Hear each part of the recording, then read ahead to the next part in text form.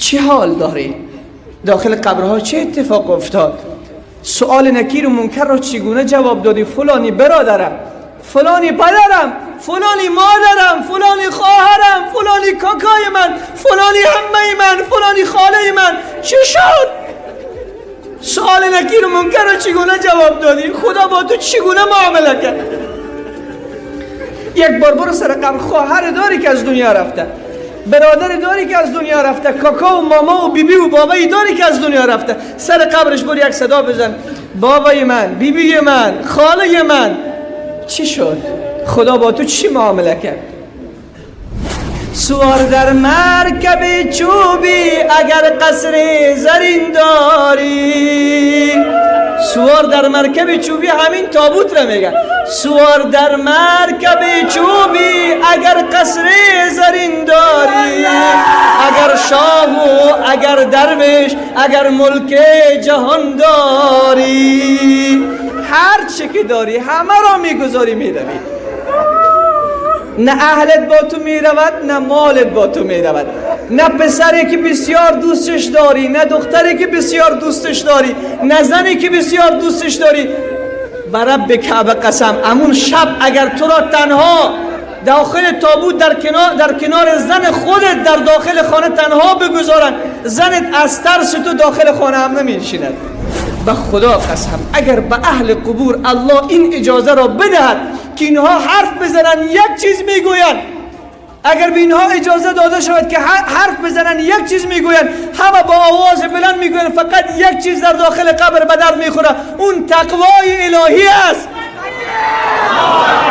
اون ترس الله است، اون ترس الله است. عزیز من گریه بکن که وقت کم است، شبها بیدار بشو، از الله معذرت خواهی بکن، از خطاهایی که کردی معذرت خواهی بکن. الله سر کلش قلم عفو میکشد. پیامبر محبوبت صلی الله علیه و سلم دعایش میست اللهم انی اعوذ بک من عذاب القبر. با عثمان گفتن چرا گریه میکنی؟ گفت من از رسول الله صلی الله علیه و سلم شنیدم که پیامبر میفرمود ان القبر اول منزل من منازل الاخره. قبر اولین منزل از منازل آخرت هست. فان نجا منه، سبحان الله، کسی که از قبر نجات پیدا کرد، کسی که از قبر نجات پیدا کرد، فما بعده ایسر، ما بعدش آسان است، مسیر به سمت آخرت آسان است، صحرای محشر آسان است. اولین امتحانی که باید داد عزیز من در داخل قبر است. حدیث امام بخاری است وقتی مرده داخل قبر گذاشته می شود، هنوز مردمی که ایره دفن کردن سرش خاک انداختن هنوز از سر قبر دور نشده، آواز کفش های مردم را همین مرده می شنود. آواز کفش های همین مردمی که بالای قبر است این مرده می شنود. عزیز من، ولی نمی تواند که بیرون برایت. چی جای تنگ و تاریکه. رسول خدا فرمود صلی الله علیه و سلم قبر هر روز صدا میزنه، هر روز صدای قبر چی است؟ یا ابن آدم، ای اولاد آدم، ای اولاد آدم چگونه من فراموش کردی؟ ای اولاد آدم من چگونه فراموش کردی؟ انا بیت الوحده، من خانه تنهایی هستم، نه زنت است، نه بچه‌ت است، نه دخترت است، نه اون فرندت است، نه اون رفیقت است، نه پدرت است، نه مادرت است، هیچ کسی نیست. انا بیت الوحده، من خانه تنهایی هستم. انا بیت الغربه، من خانه مسافرت هستم. انا بیت الدود، من خانه کرمها هستم. زمین روزه کند 3 بار فریاد، زمین روزه کند 3 بار فریاد، چرا تو غافلی ای آدمی زاد؟ مشو بر فرصتی 2 روزه مغرور، تو را باشد دل من خانه گور، به حسرت ها درآیی در دل من، به حسرت ها درآیی. اونهایی که در این دنیا به عیش و نوش و شراب و به زنا و به سیاحت و چکر و پارتی و فلان مصروف بودن، وقتی که ملک الموت می آید اوجه خیلی ناله میکنن، خیلی زاری میکنن، خیلی گریه میکنن که ای کاش یک مقدار به ما فرصت داده شود، یک مقدار به ما فرصت داده شود که ما صدقه بکنیم، ما نماز بخونیم، ما تسبیح بگوییم، اما 1 دقیقه دیگه فرصت داده نمیشود. یک دقیقه فرصت داده نمی شود. عزیز دل من، زمین روزی کند 3 بار فریاد چرا تو غافل ای آدمی زاد؟ مشو بر فرصت 2 روزه مغرور، تو را باشد دل من خانه گور. به حسرت ها درآیی در دل من، غریب عاقبت در منزل من. 2 چشمی که جهان بیند خورد مور. 10 روز نمی گذرد این چشمای زیبایی که امروز در دنیا چقدرش احتیاط میکنیم این منفجر می شود، میکفه داخل قبر. این صورتی که چقدر تلاش میکنیم که زیبا باشیم، این بعد از 20 روز دیگر نیست، انفجار میکنه. این شکمی که به خاطر پر کردنش نه حلال گفتیم نه حرام، از هر سمت جمع کردیم، از هر سمت گرفتیم، شب و روز به فکر این هستیم که شکم را از کجا پر بکنیم. مال مردم نگفتیم، مال خود نگفتیم، مال مردم هم مال خود ما، مال خود ما، مال خود ما، پر کردیم این شکم را. 1 ماه نمیگذرد این شکم هم منفجر میشود. شما بعد از 2 ماه بروین این قبر باز بکنین، از حالت اون زیبا صورتی که در دنیا نخره میفروخت، صورت میفروخت، میگفت مستم، از ما زیباتری نیست، بعد از 2 ماه داخل قبر یک نگاهش بکنین. بناهن اولین منزل از منازل آخرت عزیز دل من قبر است. باور بکنین بزرگان دین آنقدر از قبر ترس داشتن، آنقدر از قبر وحشت داشتن که وقتی از قبرستان عبور میکردن به گریه بودن. ولی ماها میگذرد، شاید بعضی ها در این مجلس ما باشه که 3 سال یا 4 سال یا 5 سال یا 10 سال شده باشه قبرستان ندیده باشه. کنت نهیتکم عن زیارت القبور فزوروها. پیامبر میفرماید من شما را منع کرده بودم از زیارت قبرستان. اول در اوایل اسلام به خاطر کوجا بت پرستی ها بود، اول من کرده بودم که مبادا قبر پرستی شروع بشود، بعد فرمود فزوروها. الان دیگه قبرها را شما زیارت بکنید، فانها تذکر الاخره. وقتی قبرها را شما زیارت بکنید قلبتون نرم میشه و به یاد آخرت میفتین. خیلی ها سوال میکنن چی کار بکنیم قلب ما نرم شود؟ بریم به سر قبرستان، بریم که در اون کتیبه ها نوشته است فلانی ولد فلانی 30 سال در بهار 30 سال از عمر خود جهان فانی را ودا گفته رفت. فلانی ورد فلانی قماندان و دگروال و والی و سیاستمدار و ثروتمند و مشهور و فلان سر قبرستان به پادشاه. خیلی پادشاه ها افغانستان داشتن، الان کجا هستن؟ حتما در یکی از قبرستان های افغانستان دفن هستن. برین سر قبرشان ببینین چی شدن، کو حشمت و جایشان، چه قدرتشان. و دنیا دل مبند ای دل، غم مردن نمیارزد، متاع مال دنیایی به جان کندن نمیارزد. گرفتم این که تو اسکندر و گرجم شدی آخر، به خشت پهلو بر لحد خفتن نمیارزد. عزیز دل من، ای مسلمان از قبر چی میدانی؟ ای مسلمان از قبر چی میدانی؟ کسی که از قبر نجات پیدا کرد، رسول معظم اسلام صلی الله علیه و سلم فرمود باز ای برش آسان میشه، مسیری که به سمت آخرت میرود روز قیامت برش خیلی آسان میشود. در جایی میفرماید به حضرت عبدالله ابن عمر یک روز پیامبر فرمود ای عبدالله کن فی الدنیا کانک غریب، در دنیا مانند یک مسافر زندگی بکن. تو در دنیا مانند یک مسافر زندگی بکن. ما امروز در دنیا مقصد و هدف خود دنیا را قرار دادیم، جایگاه بود و باش خود قرار دادیم، در حالی که یک تاجر میرود به یک شهر، وقتی وارد شهر میشود تجارت میکند، نظرش همیست که دوباره برمیگرده به شهر خودش، سرمایه گذاری به شهر خودش میکند، زندگیش، فرزندش، زنش به شهر خودش است، فقط به خاطر تجارت رفته که دوباره برگردد. عزیز من، ما هم در این دنیا آمدیم تا چند روز امتحان بدهیم، تا چند روز امتحان بدیم، دوباره برمیگردیم دنیای فانی. و اون طرف میگن سرای آخرت، سرای زندگانی. و ما الحیات الدنیا الا متاع قلیل. قرآن میگه زندگی دنیا متاع ناچیزی است، فریب نخورین. لا یغرنک تقلب الذین کفروا فی البلاد. ای پیامبر محبوب با آواز بلند صلی الله علیه و سلم، رفت آمد کفار به شهرها، پیشرفتشان، ترقیشان شما را فریب نده که دنیا زود گذر است. امروز خیلی پادشاه ها در آمریکا بودن نیستن فعلا، خیلی شاهزادگان در عالم بودن نیستن، خیلی بازیگران بودن نیستن، خیلی رقاص هایی بودن نیستن، خیلی هنرپیشه ها بودن نیستن، خیلی آوازخوانان بودن شما میشناسین، اسمش را میشناسین، الان نیستن. 40 سال و 50 سال از مرگشان گذشته است.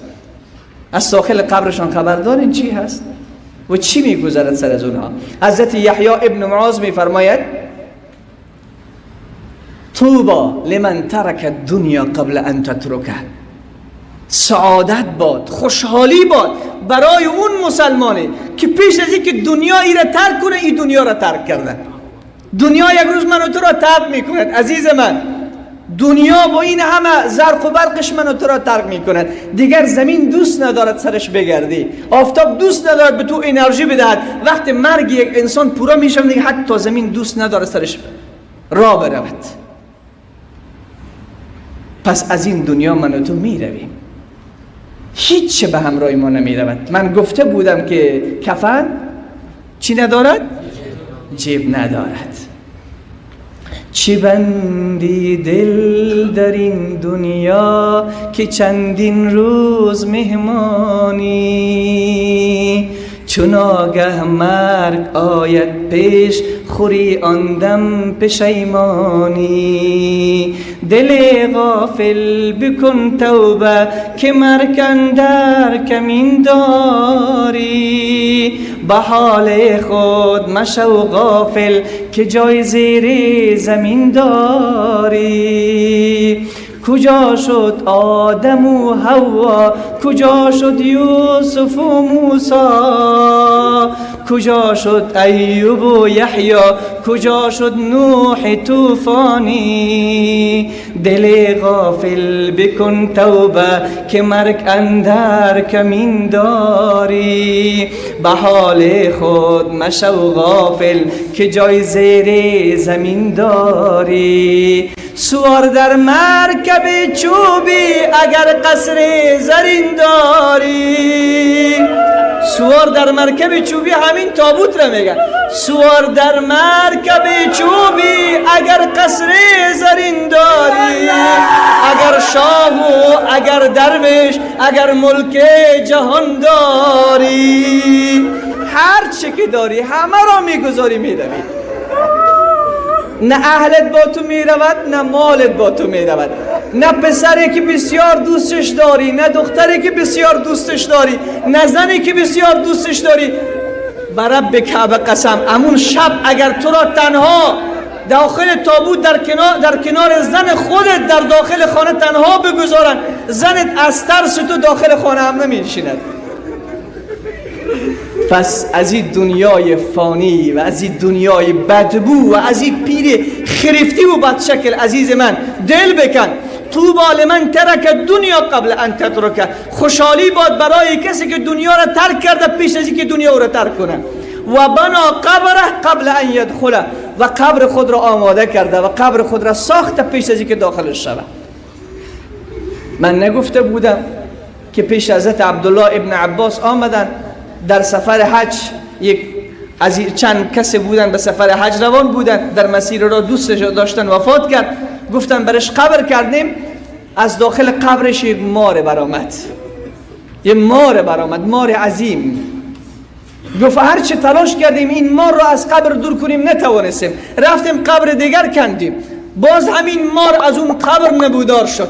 قبر دیگر کندیم، باز همون مار در داخل اون قبر سوم.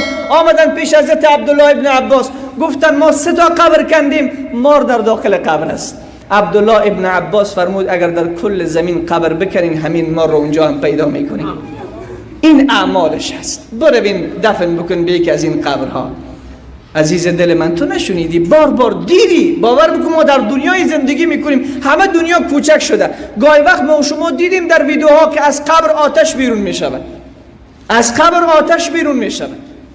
در این شک وجود نداره. وقتی پیامبر محبوبت میگه صلی الله علیه و سلم، عایشه پرسان کرد از عذاب قبر، پیامبر فرمود نعم عذاب القبر حق، عذاب قبر حق است. پس برادر عزیز من حضرت یحیی ابن معاذ میگه خوشحالی باد برای کسی که قبر خود را آماده کرده پیش از اینکه داخل قبر خود برود. و آخرش میگه و ارضا ربه قبل ان یلقاه. این خیلی قیمتی است. این سومش مهم است. گفت رب خود را راضی کرده پیش از اینکه با او ملاقات بکنه. پروردگار خود را راضی کرده پیش از اینکه با او ملاقات بکنه.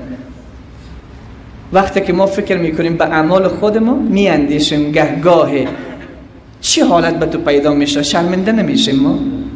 باور بکنیم وقتی که ما میبینیم زندگی محمد امین صلی الله علیه و سلم، زندگی اصحابش را، ترس اصحابش را، باور بکن آنقدر صحابه از قبر و از مردن و از ملاقات با پروردگار ترس داشتن که گهگاه بعضیشان چی میگفتن؟ ای کاش خدا ما را خلق نمیکرد. بعضیشان میگفتن ای کاش ما حیوان میبودیم که بعد از مرگ دیگر سوال جواب نمی بود. ای کاش ما برگ درخت می بودیم که حیوانات او را می خوردن. این ترس بود که در قلب اصحاب رسول صلی الله علیه و سلم. ای کاش نسیم منسیا می شدیم، همین که مرده بودیم دیگر فراموش می شدیم، کسی ما را دوباره بر نمی انگیزید. در حالی که روز قیامت به پیشگاه حضرت حق سبحانه و تعالی موتو قرار می گیریم. رسول صلی الله علیه و سلم ببین روز از روزها از جای میگذشت اشاره کرد صاحب این دو قبر در عذاب هستند. گفتن یا رسول الله اینها چی کردن؟ گفتن یکیش نمامی میکند، سخنچینی، و دیگرش خود را از بول، قطرات بول نجات نمیده. وقت پیشاب میکنه از قطرات بول لباس خود را حفظ نمیکنه. این دو تا در عذاب قبر هستند. حضرت سعد ابن معاذ کسی است که وقت از دنیا میرود 70,000 فرشته در جنازهش حاضر می شوند. چقدر؟ 70,000 فرشته. یک بار خوب بگو با آواز بلند الله اکبر. 70,000 فرشته در جنازهش می آید. پیامبر را می بینن که سر انگشتای پا را میره. یا رسول الله چرا سر انگشتای پا را می روین؟ گفتن در جنازه سعد ابن معاذ فرشته های زیادی است، راه نیست که من بروم. سبحان الله. با وقتی که از دنیا می رود عرش الله به لرزه می آید به مردن سعد ابن معاذ. درهای آسمان به خاطر نزول رحمت باز می شود. همین بزرگوار را وقتی به قبر می گذارن، همین که خاک را سرش می اندازن، رسول صلی الله علیه و سلم با آواز بلند میگه سبحان الله. صحابه همه میگن سبحان الله. باز پیامبر میگه الله اکبر. صحابه میگن الله اکبر. بعد از قبر بیرون میشوند. پیامبر محبوب صلی الله علیه و سلم را پرسان میکنن صحابه یا رسول الله شما خودت عادت نداشتین، تسبیح گفتین، بعدش تکبیر گفتین، برای چی بود؟ رسول خدا فرمود من دیدم که سعد ابن معاذ را قبر فشار میدهد. سبحان الله. سعد ابن معاذ را که 70,000 فرشته در جنازهش حاضر شده، درهای آسمان باز شده، عرش رحمان به لرزه آمده به وفاتش. گفت من دیدم سعد ابن معاذ را که قبر فشارش میداد. و این تصویر گفتم که الله از فشار قبر سعد ابن معاذ را نجات بدهد. ای مسلمان، این جسمک های نازک موتو در برابر دقیقه قبر چی هست؟ این جسم نازک ما در برابر گرسه های آهنی چی هست؟ این جسم نازک ما در برابر اون ماری که در داخل قبر مسلط می شود. من نمیگویم، رسول الله صلی الله علیه و سلم می فرماید لا یسلط على الكافر في قبره 99 تنینا تنحسه و تلدقه حتی یقوم الساعه. فرمود وقتی کافر از دنیا می میرد داخل قبر دفن می شود، خدا یک مار رو در قبرش مسلط می کنه. 99 مار. چند تو؟ 99 مار. در روایت ترمذی 77 مار یا 70 مار. در روایت دارمی 99 مار در قبرش مسلط میشه. تنحسه و تلدغه، هم او میگزد و هم نیش میزند. پیامبر فرمود لو ان تنینا نفخ فی الارض ما انبتت خضرا. اگر یکی از اون مارها یک نفس در دنیا بکشد، سبحان الله، دیگر در دنیا گیاهی نمی روید. دیگر در دنیا گیاهی نمی روید. اینی مار مسلط میشه. عزیز دل من، بیاییم از اون جوانان شویم که رسول خدا فرمود وقت بنده مؤمن، بنده متقی، بنده پرهیزگار در داخل قبر گذاشته میشود، بالای سرش نمازش استاد میشه، طرف راستش زکات استاد میشه، طرف چپش روزیش استاد میشه، در پیش رویش اخلاق نیکش و اعمال صالح دیگرش صدقیش استاد میشه. میگه وقتی که میخواهد از هر طرف عذاب به سمت این مرده نزدیک شود، از بالای سر نماز صدا میزند که از این طرف اجازه نیست، از طرف راست میرود میگه اجازه نیست که من اینجا هستم زکات، از طرف چپ میرود اجازه نیست که این مسلمان در هوای گرم و سوزان 16 ساعت و 15 ساعت روزه گرفته، اجازه نیست. از پیش شروع میخواهد به مرده نزدیک شود، صدقه میگوید، کار نیکش میگوید، اخلاق نیک میگوید، اجازه نیست. پس دوباره از اونجا بر میگردد و این مسلمان در داخل قبر، فرشته ها از پیشش سوال میکنند که درباره محمد چی گفتنی داری؟ سبحان الله، ای جوان، کی پیامبر رو میشناسه؟ کسی که خوب معلومات داشته باشه و خود به سنتش عمل کرده باشه در زندگی. پرسان میکنه از این مرد مؤمن که درباره محمد امین صلی الله علیه و سلم، این پیامبری که به سمت شما فرستاده شد و این مرد، درباره این چه معلومات داری؟ میگه این کسی که در داخل قبر است، میگه هو عبد الله و رسوله، اشهد ان لا اله الا الله و اشهد ان محمد رسول الله. وقتی که این را میخوانه قبرش به اندازه وسعت پیدا میکنه. در حدیث ترمذی 70 وسعت پیدا میکنه و در حدیث دیگری میاد آنقدر وسعت پیدا میکنه تا زمانی که تا جایی که چشم کار میکنه. بعد چه میگن؟ نم کنومت العروس، الان بخواب مثل که عروس خوابیده است. بازی کسی که در داخل قبر است چی میگه؟ میگه خب من خیلی در حالت خوبی هستم، قبر من فراغ شد. میگه یک دریچه از دوزخ باز میشه، عذاب دوزخ را میبینه، او حالات دوزخ را میبینه. برای این بنده گفته میشه جایت خو اینجا بود اما تو با طاعت و بندگی خود را نجات دادی. دروازه دوزخ بسته میشه، دوباره در از درهای بهشت باز میشه. تمام نسیم زیبا و خوشبوی بهشت در داخل قبر تنین انداز میشه. این در ناز و نعمت است. به این فرشته هایی که اینجا آمدن به این چی میگه؟ میگه برو به خانواده میگه خبر بده که من به چه رفاه و آسایشی هستم. سبحان الله. بیایید عزیزان من که از اینها شویم. وقتی که این مرده را میخیزانن، همین دو نفری که در داخل قبر است، نکیر و منکر، میگه به مرده قسم معلوم میشه که وقت غروب آفتاب باشه. وقت غروب آفتاب باشه مثل زمان برش معلوم میشه که غروب آفتاب باشه، یک تمثیل برش میشه. میگه وقتی که سوال میکنن از پیش نکیر و منکر که از تو سوالی داریم جواب بگو، میگه پیش از این که سوال شما را جواب بگویم وقت نمازی دیگر از بان که نماز بخوانم من. سبحان الله. اینا چه کسانی هستند؟ اینا کسایی هستند که در دنیا با الله و رسولش آشتی کرده بودن، در زندگیشان با الله و رسول بودن، شبها با الله و رسول بودن. عزیز دل من، ای مسلمان، از قبر چی میداری؟ روز قیامت خیلی دور است. این قبر نزدیکتر است به موت.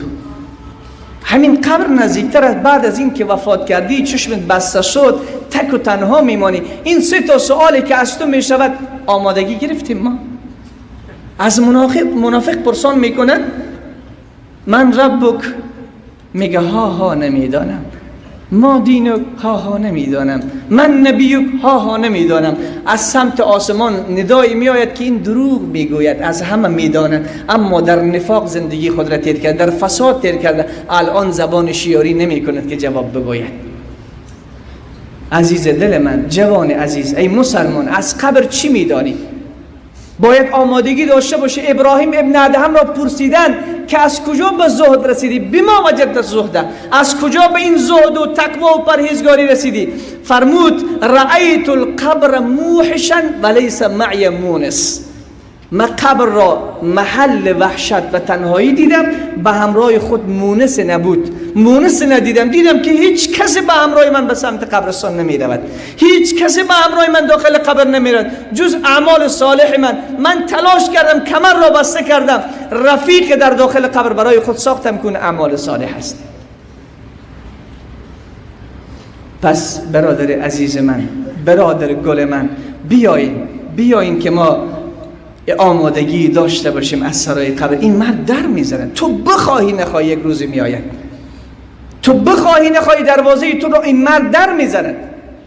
ناآگاه نباش، غافل نباش. روز از روزها رسول صلی الله علیه و سلم از جای عبور میکردن، یک بز، لاشه بز رو دیدن که خیلی بدبو گندیده شده. از صحابه پرسان کردن اینو کی میخره؟ صحابه گفتن یا رسول الله چقدر بدبو گندیده است، هیچ کسی نمیخره، اینو ما چیکار بکنیم؟ رسول صلی الله علیه و سلم فرمود بر رب کعبه قسم که این دنیا به پیشگاه الله از این لاشه بز هم بدتر و منفورتر است. به این دنیا دلبستگی نکنید. شما ببینید بهترین ها از اصحاب رسول یا خود پیامبر محبوب صلی الله علیه و سلم در دنیا زندگی کردن به فقر، به بیچارگی، ولی امروز مسلمان فقیر هست. نه اون فقیری که صحابه بودن، نه اون فقیری که رسول صلی الله علیه و سلم بودن. ما چقدر شکایت از الله داریم، چقدر گلایه از الله داریم که زندگی ما مشکل داره. گاهی وقت فقیر ما رو به جایی میرسن گریه میکنن، در دکان کارشان کساد شده، کاروبار کم شده، گریه میکنن، در حالی که علی از خواب بیدار می شود، فاطمه هم از خواب بیدار می شود. بعضی فاطمه میگه فاطمه جان چیزی برای خانه در خانه برای خوردن داریم؟ میگه یک لقمه نان هم نیست، یک لقمه نان هم نداریم. حسین هم گرسنه است، حسن هم گرسنه است، منم گرسنه هستم، تو هم گرسنه هستی. هوا سرد است. علی یک پشمینی دارد، یک لباس پشمینی دارد، به سر خود میکشد، از خانه بیرون میشود. به هر کوچه‌ای که قدم میگذارد تا کار پیدا کند نمیشود، تا اینکه به یک باغ از باغ‌های یهودیان میرسد که یک یهودی در داخل باغ مصروف کشیدن آب است. حضرت علی نزدیکتر به اون میشود. اون یهودی صدا میزند ای اعرابی، آیا من خرما بدهم به من آب میکشی؟ در برابر هر دول یا هر قوقه یا هر سطلی که تو آب میکشی یک دانه خرما برات میتم.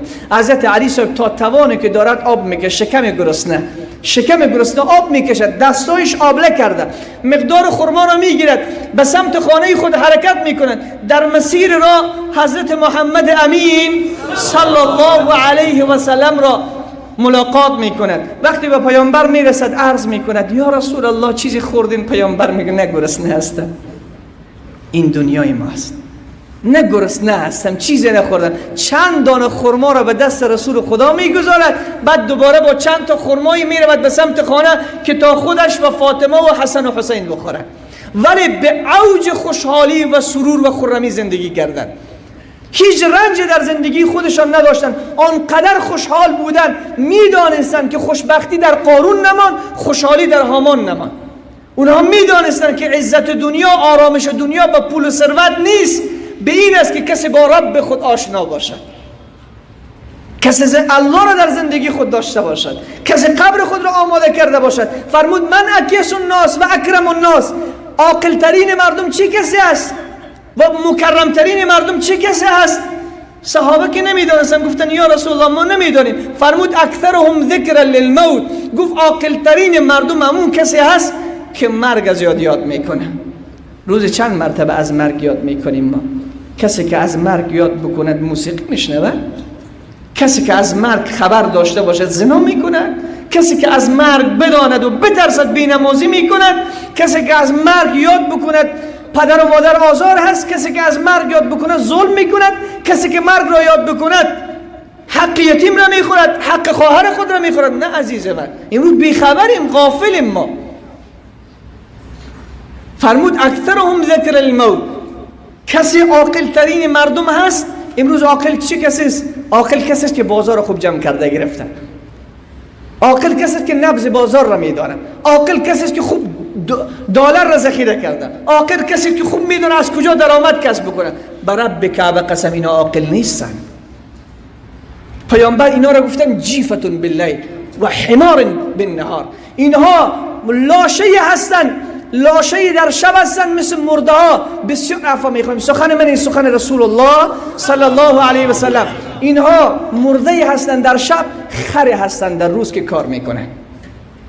اونهایی که از یاد خدا. فرمود رسول صلی الله علیه و سلم جاهل عالم فی امر دنیا جاهل فی امر الاخره، او عالم در امر دنیا هست، خوب میدانه چگونه کمایی بکنه، چگونه دلار کسب بکنه و پول به دست بیاوره، ولی جاهل فی امر الاخره، از آخرت هیچ خبر ندارد.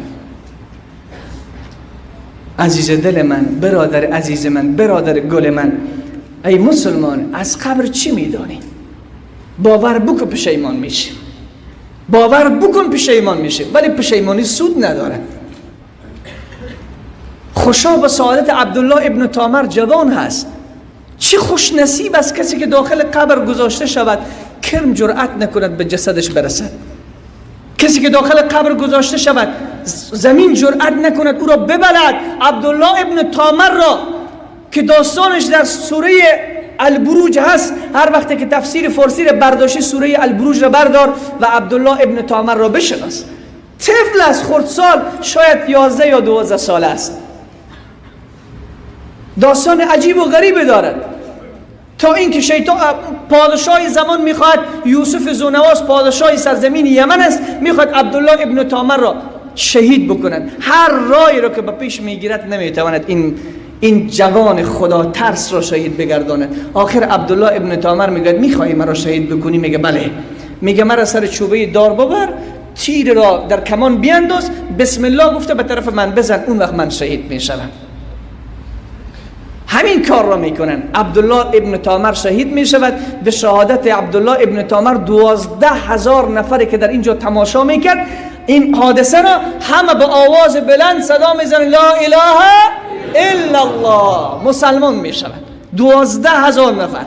این طفلک خردسال 12 ساله دفن میشود. در زمان حضرت عمر حفاری میشود زمین تا که به قبر عبدالله ابن تامر میرسند. وقت قبر را باز میکنند، سبحان الله، این طفل 12 یا 13 ساله ای که با رب خود آشنا بوده، با خدای خود زندگی کرده، قسم تر و تازه است، مثل که دیروز وفات کرده باشه. میگه دستش سر زخمش است، کسی این دستش از جایش تکان میدهد، از همون جایی که زخم است خون فواره میکند، دوباره دستش سر زخمش میگذارد، خون توقف میکند. عمرو ابن جموح، عبدالله ابن عمرو، این دو بزرگوار در یک قبر دفن شده بودند. در غزوه احد شهید شده بودند، شهید در راه الله. این در یک قبر دفن کرده بودند. بعد از 39 سال در مدینه سیل آمد. از این سیلاب به این قبر رسید، قبر باز شد، رفتن جسد این دو بزرگوار را دیدن که صحیح و سالم، مثل که دیروز وفات کرده باشند. هنوز زخمهایشان تازه هست، همه قسم در داخل قبر خواب هستند. قبر امام شافعی را باران خراب کرد. بعد از 70 سال وقت خاک را پس کردن، دور کردن، دیدن که امام شافعی رحمت الله علیه مثل که یک کسی، یک عروس خوابیده باشد، همه قسم خوابیده است در داخل قبر. سبحان الله. عزیز دل من، بیا، خوشنصیبی اینجاست، کامیابی اینجاست، عاقل اینی کسی است. رسول خدا فرمود من اکیس الناس، عاقل ترین مردم کیست؟ فرمود اکثرهم ذکرا للموت و اشدهم استعدادا للموت اولئک هم الاکیاس ذهبوا بشرف الدنیا و کرم الاخره. فرمود عاقل شما کسی است که مرگ از یاد میکنه. عاقل شما کسی است که به خانه قبر خود خوب آمادگی گرفته. توشه که تو برداشتی چی است؟ عزیز من، توشه که من برداشتم چی است؟ نمازی که در اون ریانه بوده، نمازی که تمام شرایطش برابر بوده، نمازی که تمام ارکان و واجبات و فرضش برابر بوده. چند بار این نماز ما تو خواندیم؟ سوره ها را چه قسم قرائت کردیم؟ تسبیحات را چه قسم گفتیم؟ من بار بار درباره نماز شب صحبت کردم. هنوز هم شاید مقدار زیادی در این جماعت، در این جمعیت ما باشند کسانی که این شبهای دراز را هنوز هم در فیسبوک و هنوز هم در گیم و هنوز هم در صفحات مجازی به سر ببرند. هست یا نیست؟ با آواز بلند میشه. عزیز من، خیلی غافلی. ای مسلمان، از قبر چی میدانی؟ تو پیش چشمت خیلی کسا را میدیدی، خیلی خوب صحبت میکردن. همین یک کسی که خودتان میشناسین، بار بار در پای صحبتش نشستین، حیات الدین صاحبی رحمت الله علیه، چند سال شد از وفاتش؟ چند سال شد؟ سر قبرش که رفتیم کدام آوازتان شنیدین؟ هیچ آواز از 100 بار صدایش بزن آواز نمیدهد و جواب نمیدهد. خیلی کسایی بودن که از این دنیا رفتن، سر قبرشون برو صدا بزن، جواب نمیگوید. پس باید آمادگی اون قبر را بگیری. حضرت علی فرمود سر قبرستان یک روز رفت، استاد شد، قنبر میگوید حضرت علی صدا زد ای اهل قبور، اگر حالات شما را من شما خبر بدهم که بعد از مرگ شما چه اتفاق در خانه ایتان افتاد. حضرت علی به قبرستان صدا میزنه ای اهل قبور، زنهای شما شوهر کردند، بچه های شما یتیم شد، مال های شما به میراث تقسیم شد، هیچ چیز از شما نماند، همه چیز تمام شد. بعد حضرت علی فرمود به خدا قسم اگر به اهل قبور الله این اجازه را بدهد که اینها حرف بزنن یک چیز میگوین، اگر به اینها اجازه داده شود که حرف بزنن یک چیز میگوین، همه با آواز بلند میگوین، فقط یک چیز در داخل قبر به درد میخوره، اون تقوای الهی است، اون ترس الله است، اون ترس الله است. عزیز من گریه بکن که وقت کم است، شبها بیدار بشو، از الله معذرت خواهی بکن، از خطاهایی که کردی معذرت خواهی بکن. الله سر کلش قلم عفو میکشد. تو توبه نامه را بنویس که امضا کردنش با من، تو توبه نامه را بنویس که امضا کردنش با من. تو توبه را یک دفعه ورقش نوشته که در پایینش الله یه امضا میکند، نوشته میکند بخشیدم بندیم کل گناهان. ای مسلمان از خبر چی میدانی؟ بیا عزیز دل من، یک بار اگر فردا شد یا همین عصر شد، یک بار برو به سمت قبرستان. یه خواهش از تو میکنم، برو تک و تنها به می قبرستان یک سر بزن، داخل شو به می قبرستان بگو السلام علیکم یا اهل القبور. اینم که یاد نداریم ما. السلام علیکم یا اهل القبور یغفر الله لنا و لکم انتم سلفنا و نحن بالاثر. خدا ما را و شما را ببخشه، شما رفتین ما هم میاییم. برین سر قبرها صدا بزنین چه حال داری؟ داخل قبرها چه اتفاق افتاد؟ سؤال نکیر و منکر را چگونه جواب دادی؟ فلانی برادرم، فلانی پدرم، فلانی مادرم، فلانی خواهرم، فلانی کاکای من، فلانی عمه من، فلانی خاله من. چه شد؟ سؤال نکیر و منکر را چگونه جواب دادی؟ خدا با تو چگونه معامله کرد؟ یک بار برو سر قبر. خواهر داری که از دنیا رفته، برادر داری که از دنیا رفته، کاکا و ماما و بیبی و بابایی داری که از دنیا رفته، سر قبرش برو یک صدا بزن بابای من، بیبی من، خاله من. چی شد؟ خدا با تو چی معامله کرد؟ خوشا آنان که با عزت زکیدی بساط خیش برچیدند و رفتن، زکالاهای ناشفته بازار محبت را پسندیدند و رفتن.